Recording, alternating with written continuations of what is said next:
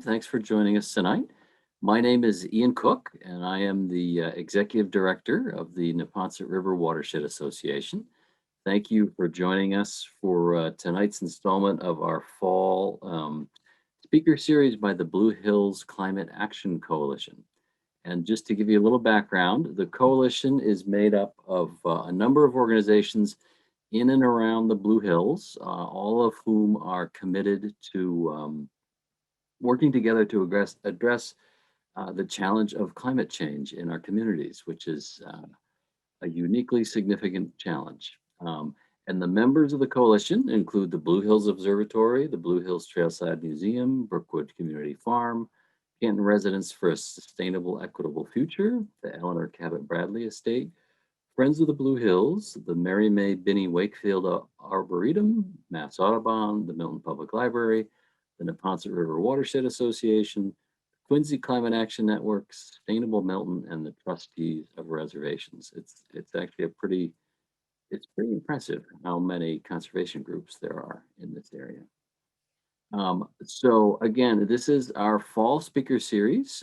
Our focus through this series has been trying to give us all a chance to connect with our fellow residents who are interested in climate and stay engaged in this very important issue, and also to try to help people acquire more tools and more opportunities to become involved in addressing our climate issues. And this is actually the last session in our series, although we are looking forward to maybe doing some more in the spring. And if you're looking for any of the previous installments, you can find recordings of them posted on the coalition webpage, which is bluehillsclimateaction.org. And then lastly, before I turn it over to get started, a couple of technical notes. So if you are having some sort of technical problem or need assistance, you can use the chat button at the bottom of your screen to send a message to the folks who are running the meeting. Nobody but the folks running the meeting will see your message if it goes in the chat. At the end, we are going to have some Q&A with Jacob. And as Jacob goes through his talk, you can put questions for him into the Q&A using the Q&A button at the bottom, not the chat button. And your questions will be visible to all the participants, and we will tackle them at the end of the session.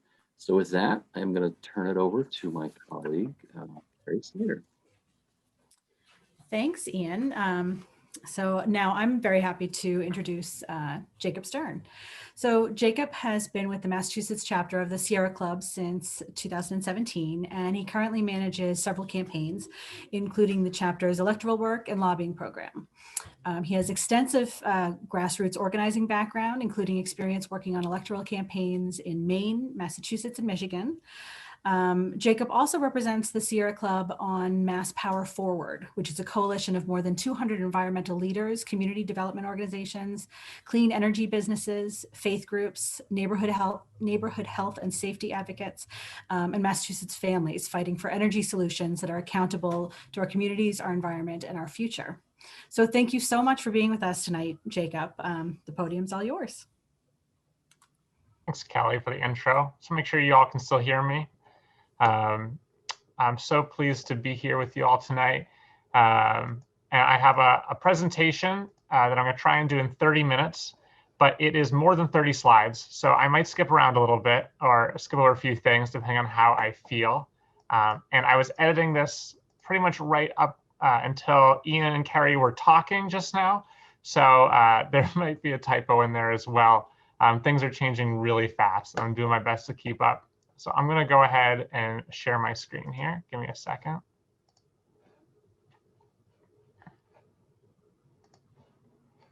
Oh, well, try a little glitch there. Hold on a second.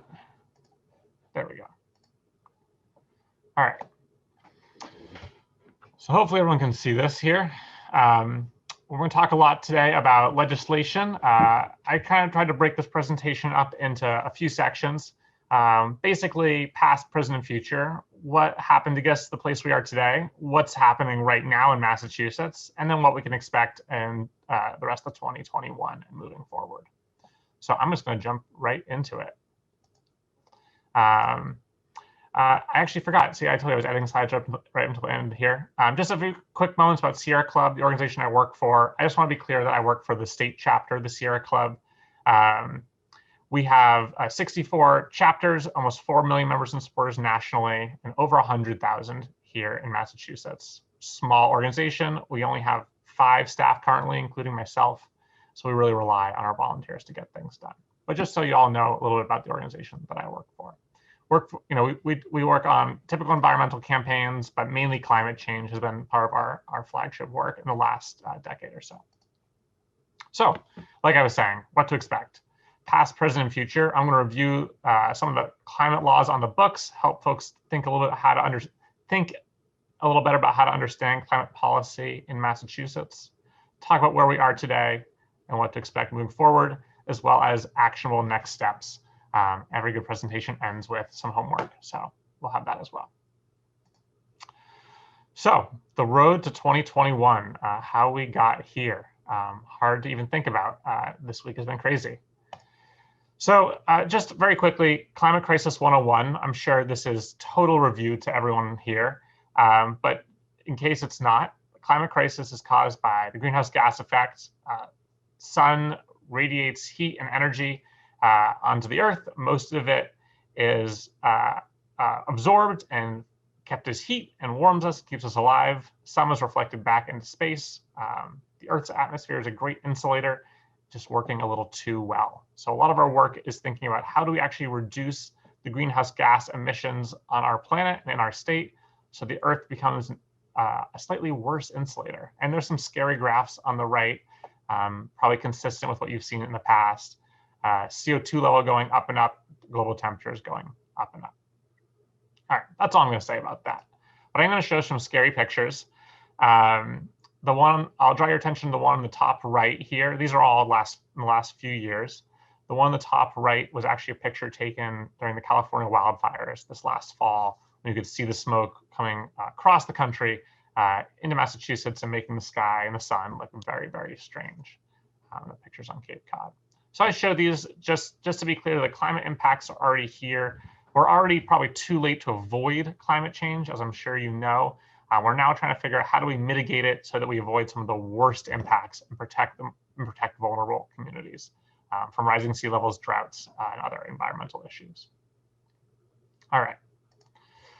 So kind of jumping into the meat of the presentation here, there's really 3 important laws to understand if you want to think about climate policy in Massachusetts. I often ask, what do these have in common? And usually someone's clever and raises their hand and says they're all over 10 years old. So we haven't really passed a big piece of climate legislation in Massachusetts in the next 10 years. That could change in the next week, which makes this presentation very timely. I'll talk more about that in a few minutes. But just a quick review of what happened a decade or more ago, still very relevant today. So I'll draw your attention to the Global Warming Solutions Act in the middle here. This was a really landmark piece of legislation, not just in Massachusetts, but also nationally. At the time, this is a very forward-thinking bill. It basically set emissions targets for 2020 and 2050, saying that by 2020, which was last year, we want to have reduced our emissions by 25% below the 1990 levels. And 80% below the 1990 levels in 2050. 1990 was just the benchmark year they chose when they wrote the law. Noticeably, there's no targets for 2030 or 2040, although that might change in the next week. And there's also never a goal to get us to zero emissions or net zero emissions. So more about that later as well. But at the time, this was a really important bill. And along with it, the legislature passed the Green Communities Act, which was the first step at actually reducing emissions and hitting some of these goals.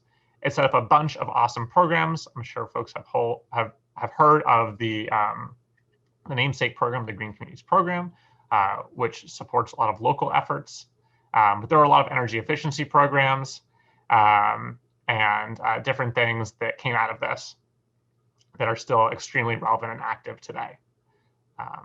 Lastly, RGGI, not technically a bill. The Regional Greenhouse Gas Initiative is a multi-state agreement. Essentially, it's a cap and trade program on power generation, on emissions from power generation.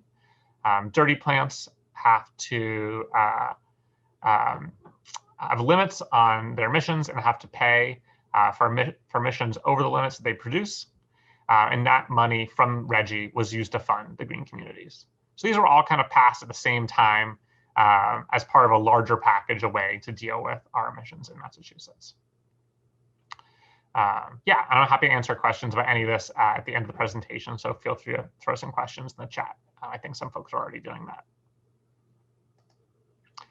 So just a quick graph here to show where our emissions come from in Massachusetts. I think of it as three main sectors, although there's 4 lines on this graph. Transportation, cars and buses and all that. Electricity, it's like the lights and the computers, everything we use. And then heating and cooling. And they divided up here into residential and commercial heating and cooling. But you think if you run an AC in the summer, that uses a lot of power. If you're running an electric heater or a heat pump or a mini split or something, it's also using power to warm your building in the winter. And you'll see that actually over the last decade or so, our emissions have mostly gone down. These dotted lines are where they projected they would go if no changes were made. And we're actually trending down, but the question is, are we trending far enough? And I'm going to skim through a few things just for the sake of time. But for reference, most of our energy in Massachusetts actually still comes from fossil fuels. It comes from natural gas, which I don't actually refer to as natural gas. It's a fossil fuel. It's fracked gas, often coming from Pennsylvania, imported to Massachusetts. This is from 2017. It says 66% of our gas is 66% of our energy comes from gas. That probably is actually numbers probably actually a little higher in 2021. The same slide again. This is for heating. Again, gas makes up the vast majority of how we heat our homes in Massachusetts. So we're still heating our homes and powering our lives with mostly fossil fuels. And if you take anything away from this presentation, I hope you take a lot away, but I'd like to share this piece here. And it's that we're not waiting to invent new technology. We have all the technology we need to solve the climate crisis. What we're trying to create is the political will. And that's what I'm going to spend a bunch of time talking about tonight. But first, just a quick hopeful graph. I usually spend a long time explaining this. I don't think I totally have time tonight, but it basically shows one path to reach 100% renewable energy in Massachusetts. So you'll see here we're at right around 2020 or 2021, right by this dotted line. This is just a projection. It's not actually what's happening necessarily. But the way that we get to 100% renewable energy is we really scale out solar and wind while dropping our demand for electricity with various efficiency methods. And just actually switching from combustion engines is a great way to reduce our energy demand. We lose a lot of heat in combustion engines, which could be used instead to power our buildings or our cars or what have you. But moving along, I'm actually going to skip this slide and just jump to where we are today.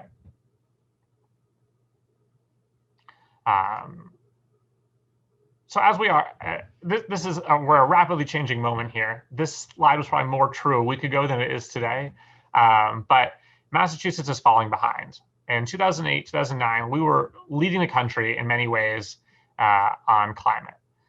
More recently, that has become increasingly not the case. A number of states have already passed comprehensive climate legislation, made commitments to 100% renewable energy. And Massachusetts used to have the highest energy efficiency ratings in the country. We were surpassed recently by California. So we're slowly but steadily slipping behind. And as anyone from Massachusetts tells me, that is completely unacceptable because we're Massachusetts and we're the best state in the country. I'm not from Massachusetts, so you all tell me that. Anyway, so 6 states have already committed to 100% renewable energy: California, Hawaii, New Mexico, Nevada, Virginia, and Washington I believe Maine actually also should be on this list. Oh, there's like a little caveat about the bill that they passed. New York has done a lot of really cool things recently and has surpassed some of the legislation that we have in Massachusetts. And Puerto Rico and DC, if I didn't mention a second ago, our DC especially is really forward thinking on how we get fossil fuels out of our buildings. So that's kind of where we are now. And one of the tricky things here is, well, when we're trying to think about how we reduce our emissions, we're really trying to balance our work in Massachusetts, not just on not using fossil fuels, but we also want to make sure that we're protecting communities who have historically borne the brunt of pollution, of environmental impacts from poor climate policies in the past. So this I would say this is slowing us down, but necessarily so. If we try and build a beautiful world on 100% renewable energy, but we harm a lot of vulnerable populations on the way to get there, it really begs the question, who are we building this beautiful world for? So as we're developing policies and proposals in Massachusetts, we're really trying to weigh our environmental priorities with our equity priorities and make sure that the folks who have historically been impacted, typically low income and communities of color, receive the primary benefits from the transition to a renewable energy economy. So I'm just going to have a couple examples here, and these are very current. Folks may have heard about a proposed biomass plant in Western Mass, just outside of Springfield, in fact. This plant is been a priority for Sierra Club to oppose because of reasons on both the environmental and equity side. So biomass in Massachusetts usually means burning wood for power. It's not actually a renewable source like solar and wind, and it generates a ton of particulate matter. It's even more deadly to human health than coal, it turns out, because of how fine it is and gets through a lot of filters, is very bad for people's lungs. And Springfield, near where this plant would be located, has some of the worst air quality in the country. It has the highest rates of asthma in the country. And that community has been subject to a lot of industrial pollution for a very long time now. So just trying to balance those two pieces as we oppose this plant. And on the flip side, something that we very much support, just sharing this framework here, public transit. Transportation, as you saw on that graph with the 4 lines, is the largest source of CO2 emissions in Massachusetts. So by scaling up public transit, we have a chance to really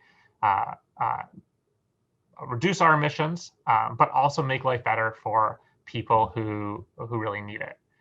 Many frontline workers use public transit, and also the reliable access allows people to live where they want to live, and less expensive housing where they can afford, without having to buy cars, and also keep their jobs in the city, or vice versa if they live in the city and work in the suburbs. So anyway, I share this framework. This is what guides us into all of the work we do. And it's going to be really relevant in a minute when I talk about the climate bill that just passed the House and Senate in Massachusetts. It was really important that we apply this framework to the legislation that's coming out of the House and Senate this year, and in all of our advocacy. I'm really excited because I do think what was released is a nice balance, although there was no certainty that would be the case. So I was asked to go through, this I'm just chuckling here. The late breaking news for folks who haven't heard is that we are on the precipice of passing another piece of really substantive climate legislation. This bill has been passed by the House and Senate and is awaiting the governor's signature currently, this minute. He only has 7 days to sign it. So if you check with me a month from now, I might have a 4th bill to add to that list of seminal Massachusetts legislation. But I want to explain what's in this bill. I think it's really a helpful way to talk about some of the fights that are ongoing in Massachusetts right now in the environmental and climate sector. And also as an example of a bill that balances both, environmental benefits and equity benefits. So overall, we're really excited about this bill. It's been called a few things. The nickname that I've had for it is the 2020 Climate Roadmap Bill, which was what the original version was called. I think it's been renamed since then, and I just not remember what the new name is called. What the new name is. But there's some really big wins in here. First, it codifies some language around environmental justice that is really important to protecting vulnerable communities. That was part of an executive order during the Deval-Patrick administration that has just stayed as state policy, but not in state law. It's kind of been in limbo. This would make it state law and allow advocates to enforce it and have some assurance that this policy actually be carried out. It also did something really exciting, which is it created a new code for buildings, specifically a net zero stretch energy code, meaning that starting likely in 2022, towns will be able to adopt this code, and all buildings built in those towns will be built to an extremely high called net zero standard, which means very efficient and powered by electric heat, which is predicted to be more affordable than gas heat by 2030. And lastly, you might remember me a few minutes ago saying that there are only climate goals for 2030 and 2050. This bill would, 2020 and 2050. This bill would add 4 interim goals. We'd have a climate goal every 5 years, starting in 2030, all the way to 2050, and sublimits by sector. So it really, really adds a lot more structure to how we're going to be getting to net zero emissions, which is what this bill seeks to do by mid-century. A few other things. I probably won't read through all of this just for the sake of time. The bill does propose bringing the state to 40% renewable electricity by 2030. Kind of falls short of where I think we need to be. I've been advocating for 100% by 2035, so we are not quite there yet. But any closer we can get is good. It also requires the government to take climate change into account in their decision-making and rulemaking at the DPU, it's the Department of Public Utilities, which incredibly was not part of their mission before this. I probably won't, there's a lot here. I'm hoping I can share the slides later, but I won't go through all this. There are a few important standards that are added here, some gas safety provisions, a new workforce program, and some solar policy. I'm happy to dig in with folks offline or during the Q&A, but I think I might just skip through this now for sake of time.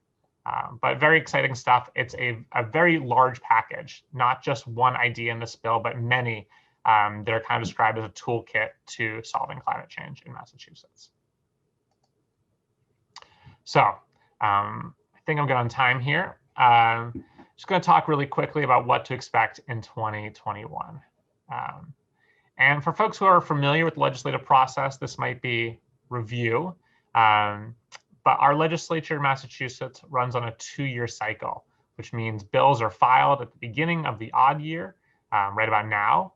And then they have 2 years in which those bills can move forward or die a sad death.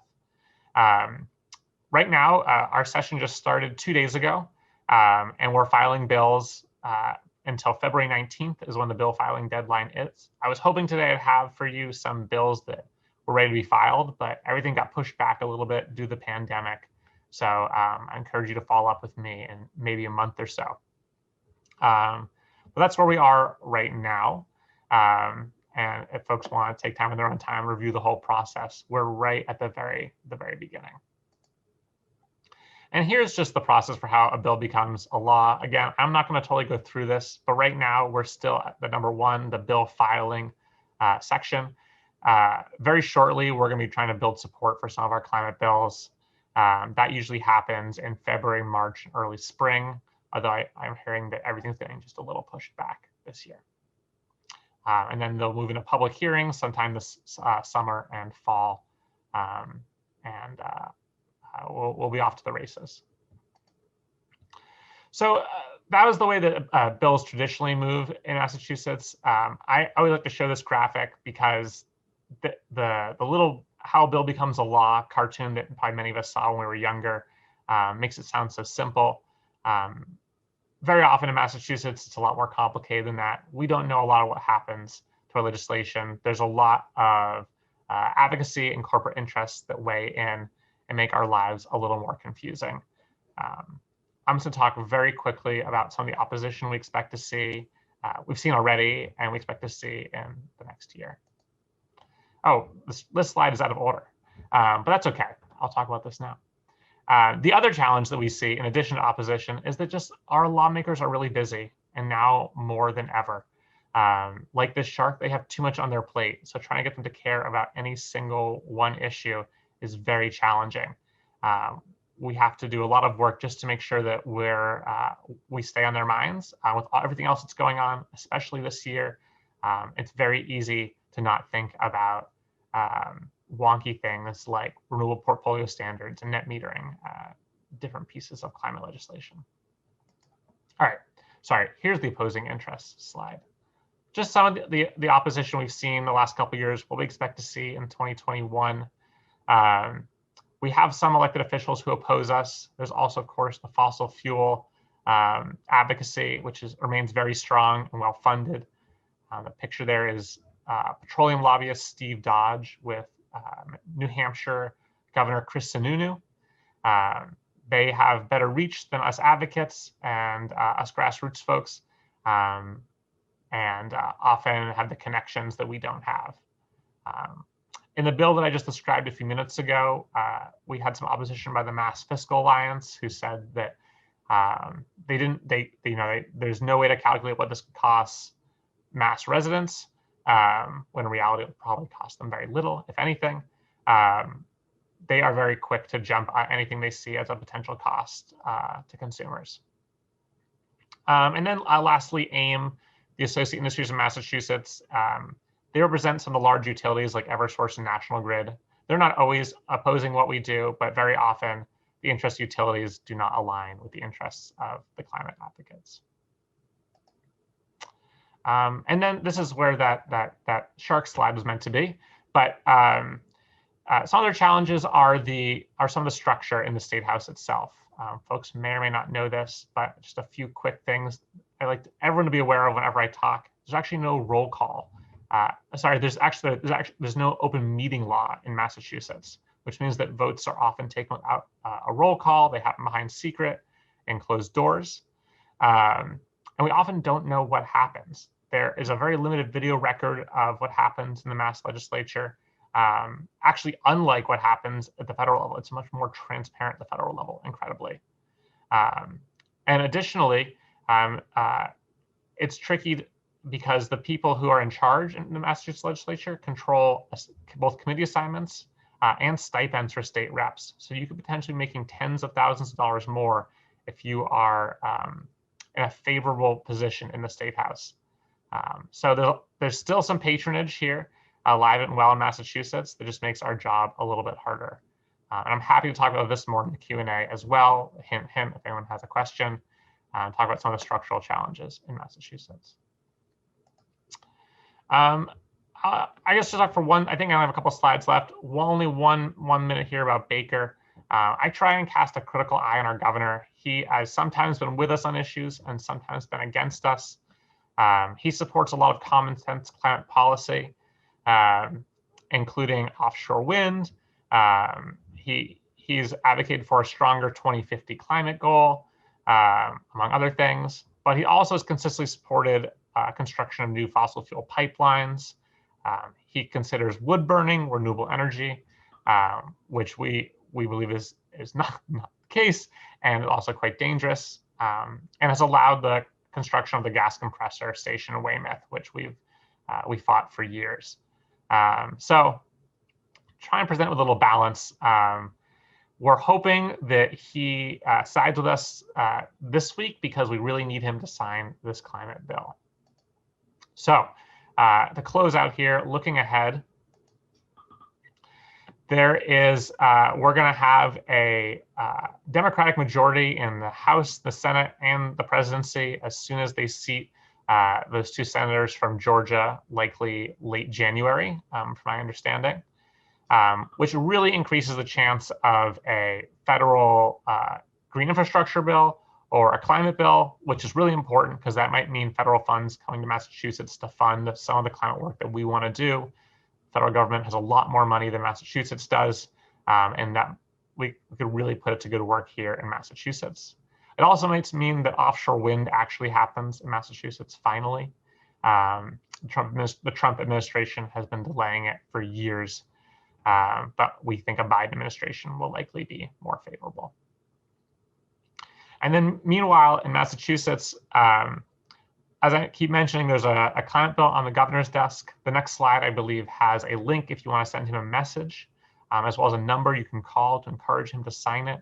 I'll give him, if he does, I'll put another bullet at the bottom here on the left-hand side, praising him. So we really want an excuse to be happy with our governor this week.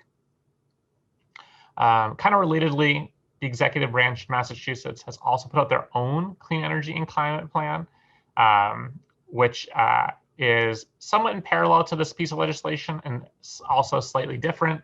I'm happy to talk about that in the Q&A as well. And there's also a slide at the end of the presentation that I'll be able to share with folks, which just has a ton of information about what's in that plan.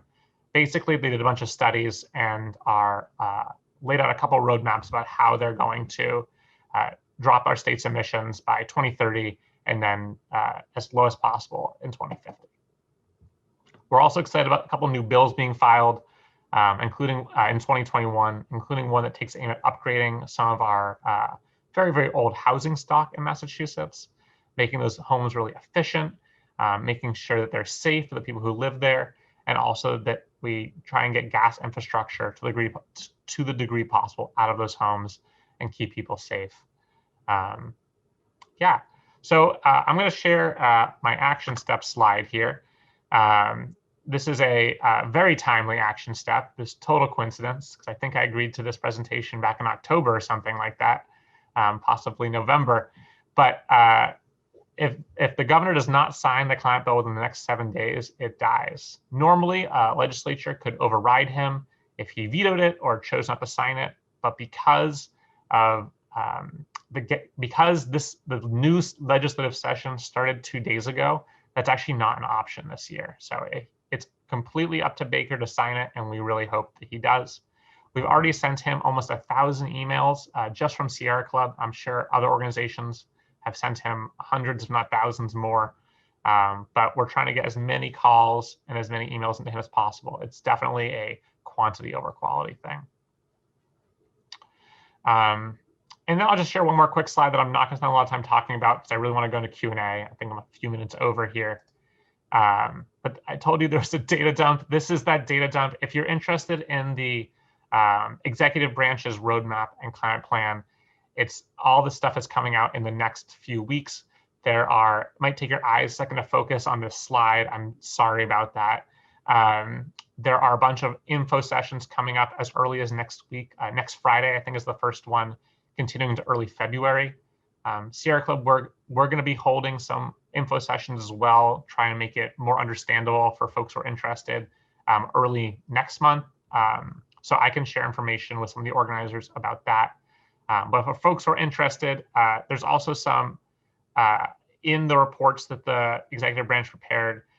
There's some really interesting things on land and health and economic impacts of climate. I recommend folks check out. It's like, a bedtime reading for an entire year if you're so inclined. But want to share this as well because it is extraordinarily timely, even if I did not have as much time to talk about it as I would have liked. But so anyway, that is all I've got for you all tonight. I think we have time for Q&A now. Just sharing my contact information as well. Ian and Carrie, all good for you? Yep. Thank you so much for that update. You really did have up to the minute information there. And I, as an advocacy director with the Neponset River Watershed Association myself, I do really encourage people to reach out to the governor, and as the new legislation gets filed, to to your legislators to make sure that they keep these issues as a priority. So just as a reminder to everybody, please use the Q&A for your questions. Type in your questions. You can upvote those questions if you like, if you see something that you were going to ask. If you put them in the comments, we might not see them. So I just wanted to remind you of that. And with that, we'll start with some questions. So the first question is, how can we keep track of the status of all of the bills that you mentioned? Great question. And this will give me a chance to talk about how extraordinarily hard it is to follow anything the Massachusetts State House does. I complained very briefly about the lack of transparency and open meeting law in the State House. So I'm going to have a very unsatisfying answer to this. What I highly recommend is that feel free to reach out to me or another lobbying organization. It takes people who often work full-time staff to track some of the legislation and have up-to-date information. For example, every time a bill moves to the next stage of its life, it's given a new name and a new number. It just becomes incredibly difficult for the average person to keep track of. And as someone who did this as a volunteer before I was hired, I'm speaking firsthand, it's extremely, extremely difficult. So feel free to stay in touch and reach out. And there's many other organizations that do similar work to what I do, who have up-to-date information as well. 350 Mass and Mass Power Forward, which is a coalition of environmental groups, do a great job keeping up with this stuff. Great, thank you. The next question is, during the summer, there was a lot of discussion of a House bill containing a carbon price. And did that make it into the final climate roadmap bill? Yeah, so the carbon pricing legislation has been pending for a long time, I think 4 or 6 years now. Unfortunately, did not make it into the final bill. There's some pretty strong opposition to that among certain members of the Massachusetts House, as well as strong support from different members. It remains pretty controversial. I think that they are going to take a different route with that policy in 2021 and try, instead of a bill, try and press something on the regulatory side. So in one of the various state agencies. There is also a process underway called the Transportation Climate Initiative, which Sierra Club has been working on. And we have some issues with the way that's progressed so far, but it is another form of essentially a cap and trade carbon price on transportation emissions that's being proposed among several states in the Northeast.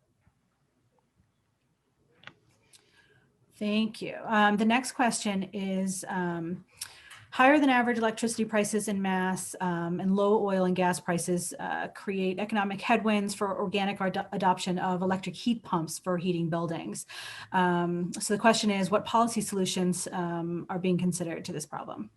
Yeah, that's like a $1 million question. That's a great question. Kudos. A few things. Massachusetts does have very high electricity costs. We also have some of the best energy efficiency programs in the country, and it actually balances out that people per capita, our electricity is not as bad as some states. Kind of an interesting little piece of trivia there. We're working on some legislation right now. Like after this is over, I'm going to go put some edits onto a draft bill about this. Basically, we're trying to set aside some funding for especially low income and vulnerable populations, people who can't afford to put electric heat in their homes themselves, to get access to that. Electric heat is safer, it's more reliable, and we believe by 2030 it will actually be cheaper than oil and gas. We want to make sure those folks have the benefits and don't have any of the costs associated with it. So if for folks who are renters, that means making sure that their rent doesn't go up month to month, that the landlord puts a big upgrade into the house, they're not forced out. So we're working on some ways to get funding to do that. And we have a couple ideas. One, I think very good opportunity is a federal infrastructure bill or a federal climate bill that might generate some money for exactly these types of projects. And then by 2030, the incentives will, we believe, will have flipped, where electricity will actually be cheaper than gas. All right, thank you. The next question is what is the date of the governor's deadline to sign these bills, or to sign the climate bill, at least the 7-day window? I think Do he you has to know? sign it by the end of the day next Thursday, I believe. I think it's days, not business days, to clarify. I think that's right. And then the next question is about the effect of offshore wind farms on wildlife, and what kind of negative effects might there be on, say, birds? Yeah, I've had a couple extensive conversations with wind folks, as well as a bunch of municipal officials on the Cape about this very issue. Folks in the Cape are obviously very concerned about wildlife and natural resources off their shores. I'm going to give kind of an incomplete answer, but I will say that there is a very minimal concern about birds. Most of the wind turbines that they are proposing are fairly far offshore and farther than most birds are going to go frequently. The bigger concern that I've heard is actually about whales. Whereas you can, maybe justify a wind turbine, say this wind turbine kills, 10 birds a year, you might go say, oh, that maybe that is okay. You can't really say if this wind turbine kills a whale, if that's okay. It's not apples and oranges. It's a little bit apples and oranges. So most studies I've seen do show some concern for that. I think that the developers are being very, very cautious about undersea wildlife and following the best safety practices possible. I've been very pleased with what I've seen in terms of their presentations and assurances around wildlife protection. And then, of course, the flip side, though, unfortunately, is if we're not able to get off fossil fuels and lower our emissions, there's an enormous existential threat to wildlife from ocean acidification, rising sea temperatures, and rising sea levels. So it is a bit of a rock and a hard place. But that's my complete answer. Thank you. The next question is, did Massachusetts meet the 25% reduction in greenhouse gases for 2020? Someone always asks this question. I love it. The short answer is I have no idea. Because the emissions modeling is quite difficult and often takes a couple of years, we probably won't know if we hit the benchmarks until the end of this year or sometime next year. It always lags. I think it lags about 18 months behind. So by that, so we'll know then by mid 2022, I think, right? If we hit those benchmarks. The governor's agencies say they're very confident they hit the benchmarks.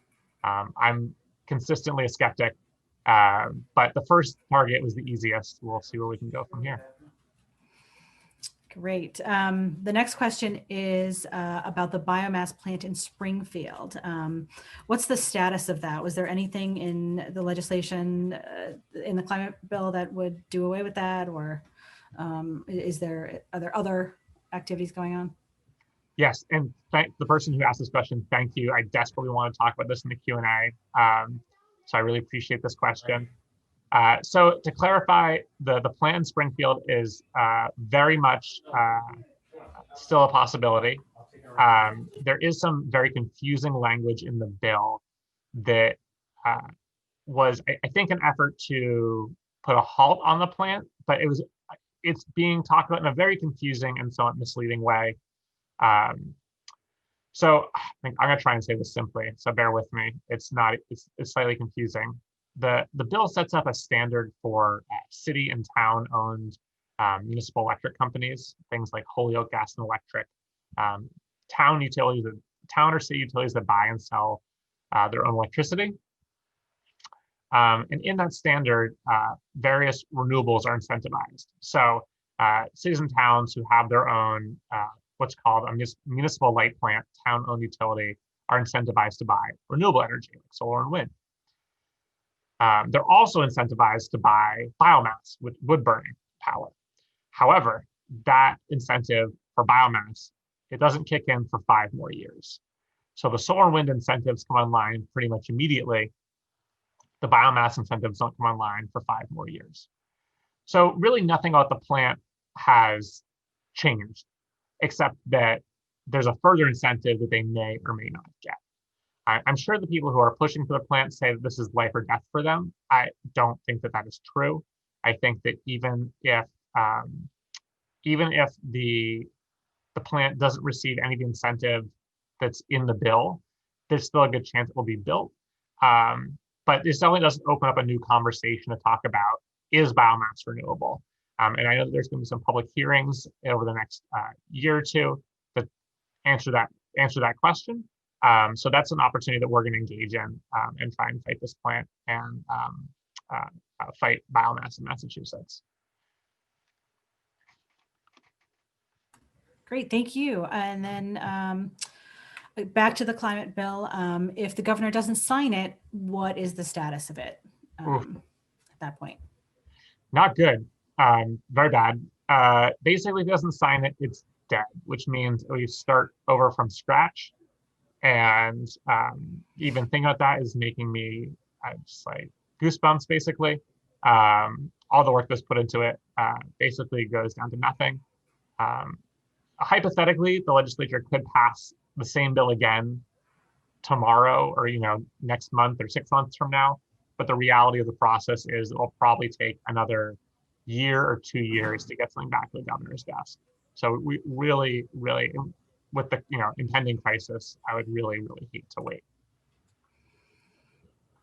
Let's see. The next question is January 15th is the deadline for federal permitting of the Vineyard offshore wind turbines. And what are your thoughts on that? Yeah, so far the Trump administration has been very difficult to work with.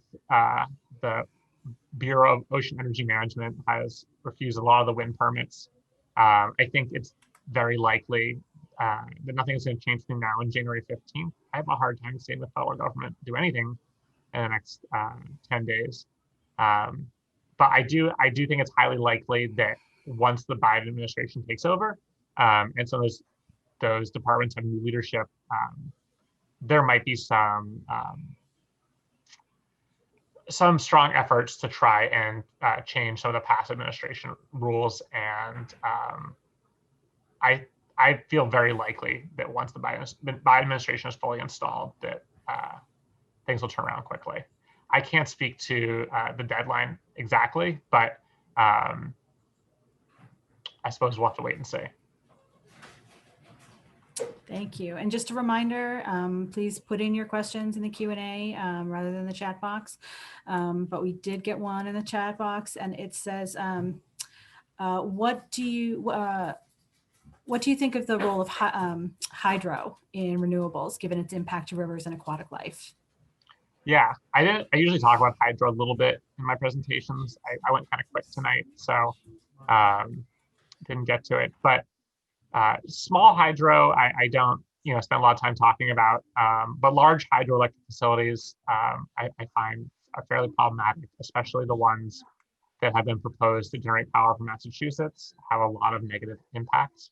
The Hydro-Quebec generator that is proposed to bring power down through Maine to Massachusetts, which already has and continues to have enormous environmental impacts. The flooding caused by dams actually generates a ton of methane because of all of the rotting of the plants that occurs when it floods the area.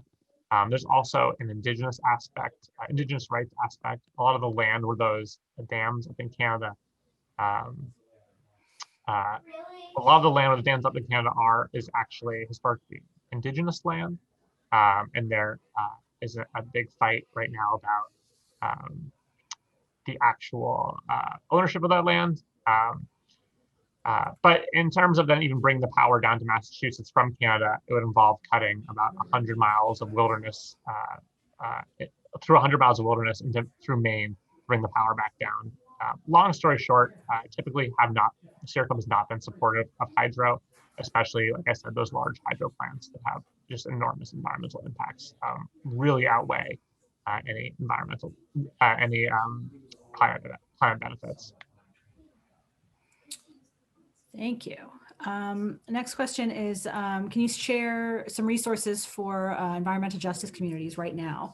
When will the census update EJ tracks in our cities and towns?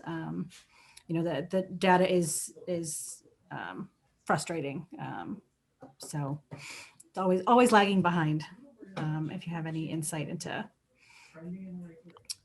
what's going on there. I unfortunately can't speak to that specifically. I would say that, I hope I understand the question correctly. But in terms of resources for EJ towns, I think the best way to advocate for that is to advocate the governor sign the bill. Environmental justice provisions in the bill are fairly powerful and would designate it would codify the definition of environmental justice communities in Massachusetts, and also build out environmental justice council to support, create different support for those communities. I can't speak to the census stuff exactly right now, but I'm fairly, if that bill passes, it's going to make support for EJ communities that much easier.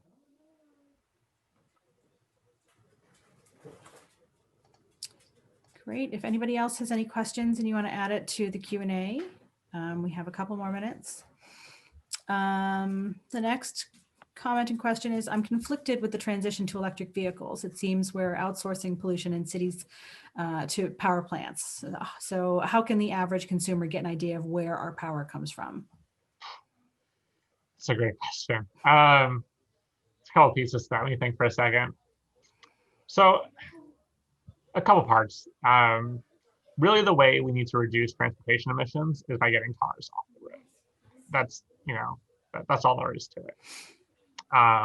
Electric cars are, I think, a step in the right direction because they don't generate any tailpipe emissions. But as the question implied, they do get their power from somewhere, and that place is usually a fossil fuel power plant. That is still better in my mind than the tailpipe emissions, for the simple fact that electric vehicles aren't polluting the communities in which the people are driving. So if you're driving into Boston in your electric vehicle, you're not polluting Boston with tailpipe fumes, and that is a step in the right direction on its own. But really scaling, huge scaling of public transit, creating more walkable and bikeable cities. Those are some of the policies that are really going to make an impact on our transportation emissions. And again, I'm hopeful that we'll see some kind of green infrastructure bill from the Biden administration, especially when it comes to scaling our public transit, because that is just a huge step that our country has failed to take. There was another part to that question, I believe, at the end. So how can we get an idea of where our power is coming from? Yeah, so it's a little tricky, but a little wonky, but there is an organization called ISO New England, which is the grid operator for all of New England.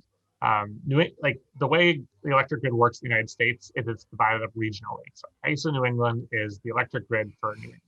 So power that's provided in Massachusetts is mostly the same as the other New England states. They actually have a pretty good website, ISO New England. I think it's just isonewengland.com, but I'm sure if you Google it, you can find it. That says where the power is coming from, and also it actually has like a real-time on-demand how much power is being used every minute, every day. So there's a ton of information there as well. You can dig as deep as you want, and it goes very, very deep. Great. I think the last question is going to be, will the climate bill that's sitting on the governor's desk affect the opening of the Weymouth compressor station? Oof. Sadly, no. It will not. There was a provision in the original legislation around cumulative impacts that was stripped out. Makes you wonder why it was stripped out. That would have prevented it, but sadly nothing in there now. I think I don't think we could sue, or an organization could sue to try and get it halted at this point, unfortunately. I do think, though, that some of the environmental justice provisions would make it harder for future similar projects to move forward because of the requirements around public input that are included in that bill that did not exist around the Waylands Compressor Station. All right, thank you very much. Again, I just wanted to thank you, Jacob, for being here tonight. I think we got some great questions and you got some great information out. So now I'll turn it back over to Ian. And I just wanted to thank Jacob again. I think, can we put back up your slide that has the contact information to let the governor know that he should sign that bill, just because we don't want Jacob to be nauseous about having to refile it in a few days.